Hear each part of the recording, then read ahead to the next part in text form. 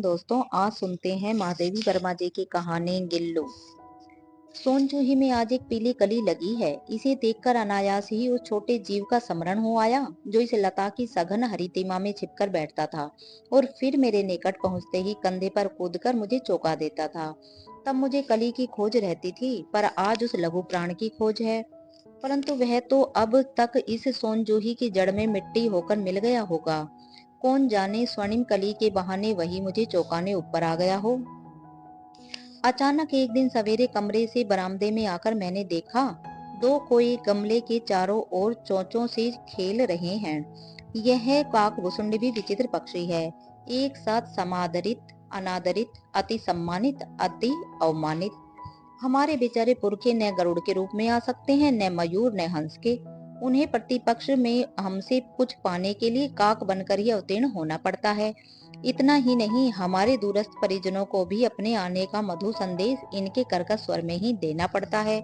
दूसरी ओर हम कौवा और काऊ काऊ करने को अवमानना के अर्थ में ही प्रयुक्त करते हैं। मेरे काक पुराण के विवेचन में अचानक बाधा आ पड़ी, क्योंकि गमले और दीवार की संधि में छिपे एक छोटे से जीव पर मेरी दृष्टि रपक गई। निकट जाकर देखा, गिलहरी का छोटा सा बच्चा है जो संभवतः घोंसले से गिर पड़ा है और अब कोए उससे जिससे सुलभ आहार खोज रहे हैं। काकद्वय की चोंचों के दो घाव उस लघु प्राण के लिए बहुत थे, अतः वह निचिष्ट सा गमले से चिपटा पड़ा था। सबने कहा कोए की चोंच का घाव लगने के बाद यह बच नहीं सकता, अतः इसे रहने ही दिया जाए।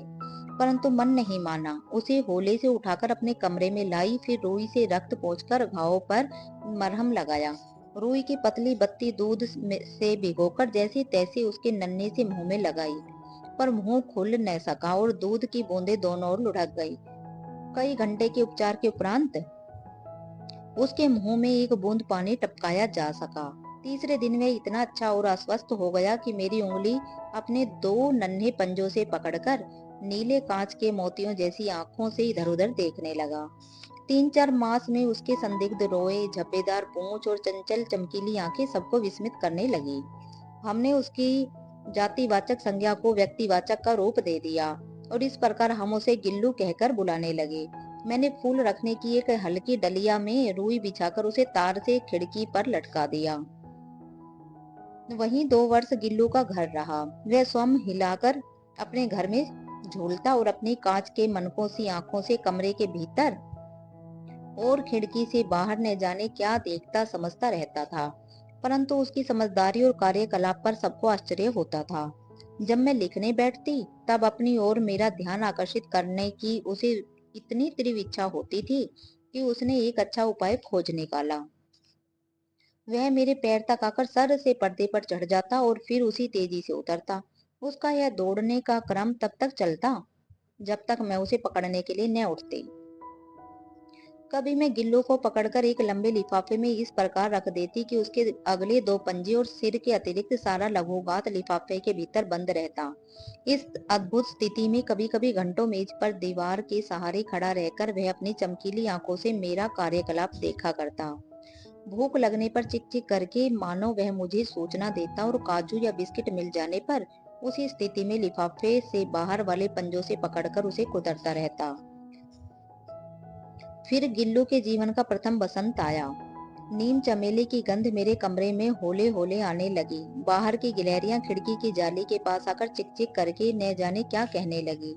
गिल्लू को जाली के पास बैठकर अपनेपन से बाहर झांकते देखकर मुझे लगा कि इसे मुक्त करना आवश्यक है।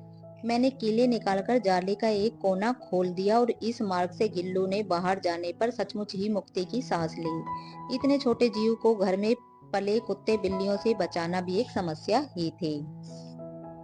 आवश्यक कागज पत्रों के कारण मेरे बाहर जाने पर कमरा बंद ही रहता है। मेरे कॉलेज से लौटने पर जैसे ही कमरा खोला गया और मैंने भीतर पैर रखा, वैसे ही गिल्लू अपनी जाली के द्वार से भीतर आकर मेरे पैर से सिर और सिर से पैर तक दौड़ लगाने लगा। तब यह नित्य का क्रम हो गया। मेरे कमरे से बाहर जाने पर गिल्लू भी खिड़की की खुली जाली की राह बाहर चला जाता और दिन भर गिलहरियों के झुंड का नेता बना हर डाल पर उछलता कूदता रहता। वो ठीक 4 बजे वह खिड़की से भीतर आकर अपने झूले में झूलने लगता। मुझे चौंकाने की इच्छा उसमें न जाने कब और कैसे उत्पन्न हो गई थी। कभी फूलदान के फूलों में छिप जाता, कभी पर्दे की चुन्नट में और कभी सोनजूही की पत्तियों में। मेरे पास बहुत से पशु पक्षी हैं और उनका मुझसे लगाव भी कम नहीं है, परंतु उनमें से किसी को मेरे साथ मेरी थाली में खाने की हिम्मत हुई है, ऐसा मुझे स्मरण नहीं आता।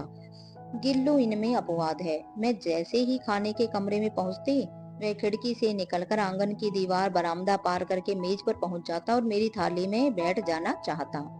बड़ी कठिनाई से मैंने उसे थाली के पास बैठना सिखाया, जहां बैठकर वह मेरी थाली में से एक एक चावल उठाकर बड़ी सफाई से खाता रहता। काजू उसका प्रिय खाद्य था और कई दिन काजू न मिलने पर वह अन्य खाने की चीजें या तो लेना बंद कर देता या झूले से नीचे फेंक देता था। इसी बीच मुझे मोटर दुर्घटना में आहत होकर कुछ दिन अस्पताल में रहना पड़ा। उन दिनों जब मेरे कमरे का दरवाजा खोला जाता, गिल्लू अपने झूले से उतरकर दौड़ता और फिर किसी दूसरे को देखकर उसी तेजी से अपने घोंसले में जा बैठता। सब उसे काजू दे आते, परंतु अस्पताल से लौटकर जब मैंने उसके झूले की सफाई की तो उसमें काजू भरे मिले, जिनसे ज्ञात होता था कि वह उन दिनों अपने प्रिय खाद्य कितना कम खाता रहा। मेरी अस्वस्थता में वह तकिए पर सिरहाने बैठकर अपने नन्हे नन्हे पंजों से मेरे सिर और बालों को इतने होले होले सहलाता रहता कि उसका हटना एक परिचारिका के हटने के समान लगता। गर्मियों में जब मैं दोपहर में काम करती रहती तो गिल्लू ने बाहर जाता न अपने झूले में बैठता। उसने मेरे निकट रहने के साथ गर्मी से बचने का एक सर्वथा नया उपाय खोज निकाला था। वह मेरे पास रखी सुराही पर लेट जाता और इसी प्रकार समीप भी रहता और ठंडक में भी रहता। गिलहरी के जीवन की अवधि 2 वर्ष से अधिक नहीं होती, अतः गिल्लू की जीवन यात्रा का अंत आ ही गया। दिन भर उसने कुछ न खाया न बाहर गया। रात में अंत की यातना में भी वह अपने झूले से उतरकर मेरे बिस्तर पर आया और ठंडे पंजों से मेरी वही उंगली पकड़कर हाथ से चिपक गया, जिसे उसने अपने बचपन की मरणासन स्थिति में पकड़ा था। पंजे इतने ठंडे हो रहे थे कि मैंने जाकर हीटर जलाया और उसे उष्णता देने का प्रयत्न किया, परंतु प्रभात की प्रथम किरण के स्पर्श के साथ ही वह किसी और जीवन में जागने के लिए सो गया।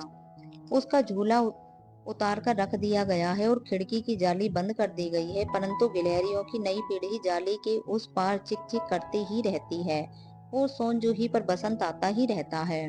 सोनजूही की लता के नीचे गिल्लू को समाधि दी गई है, इसीलिए भी कि उसे वह लता सबसे अधिक प्रिय थी। इसीलिए भी कि उस लघुगात का किसी वासंती दिन जूही के पीताभ छोटे फूल में खिल जाने का विश्वास मुझे संतोष देता है।